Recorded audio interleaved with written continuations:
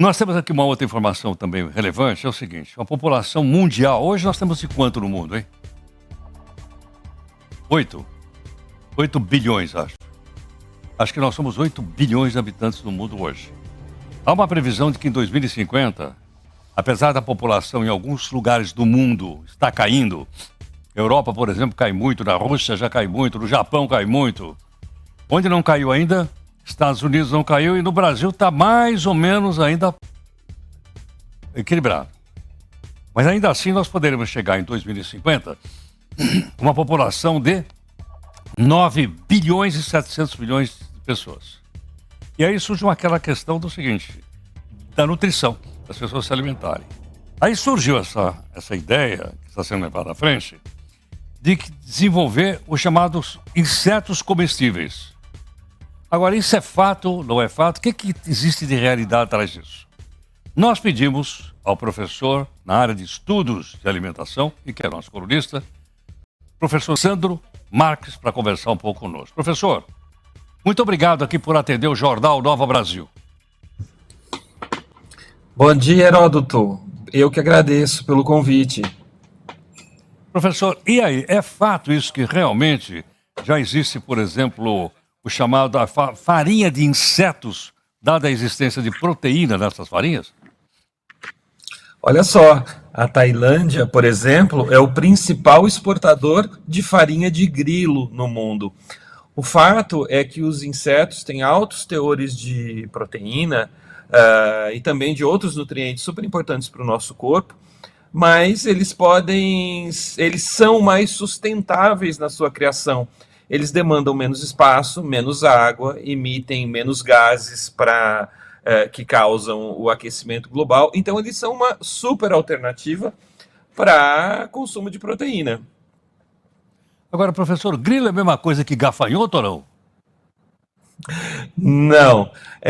Existem, olha, só no Brasil a gente tem pelo menos 130 insetos que já são consumidos tradicionalmente, principalmente pelos povos originários, né?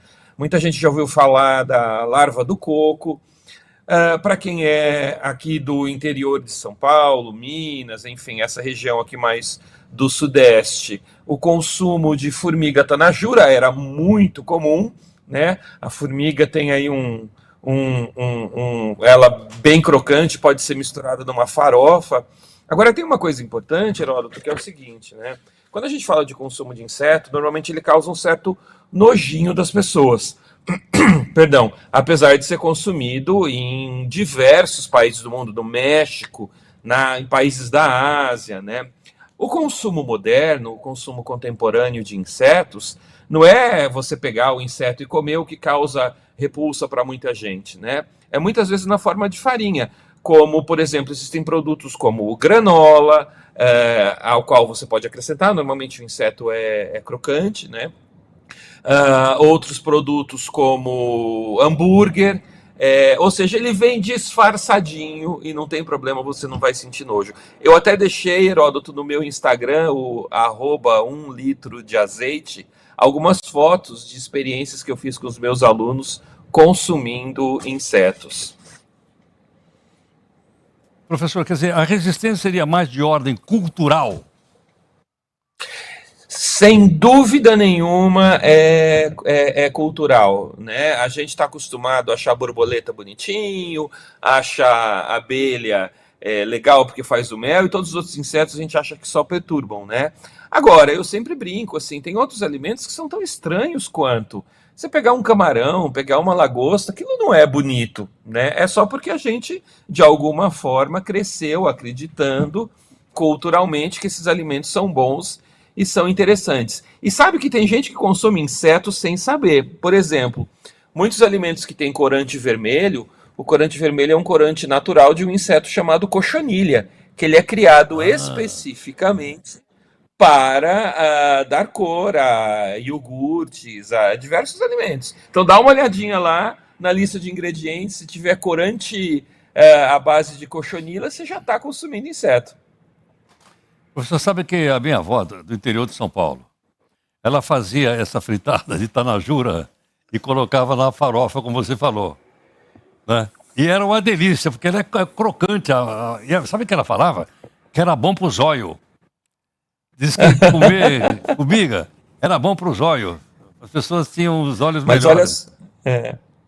mas olha só para provar o seu ponto, para ilustrar esse seu ponto de que a questão é cultural, tem um texto sensacional do começo do século passado do Monteiro Lobato, em que ele está passeando pela cidade de São Paulo e começa a conversar com outro escritor e chegam à frente de uma casa que tem um cardápio, onde está tendo um jantar, e tem um cardápio todo em francês. E aí o interlocutor do Monteiro Lobato pergunta, mas espera aí, a gente está em São Paulo, Brasil, que história é essa de um cardápio todo afrancesado, né? E o Monteiro Lobato nesse texto fala, a verdade é que a gente fica imitando essas modas porque a gente acha chique e a gente tem vergonha e esconde que no fundo, a gente gosta de uma boa farofa de tanajura. Tá certo. Professor Sandro Marques, muito obrigado. Obrigado, um abraço. Muito obrigado. Daqui o professor da área de estudos e alimentação, Sandro Marques, participando conosco. E aí, você topa pegar uma farinha dessa ou não? A tanajura é gostosinha, parece bis. Você morde, ela fica crocante e tal.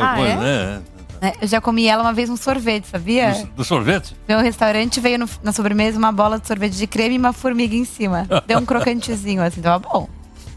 Estamos indo por aí. São 7h54.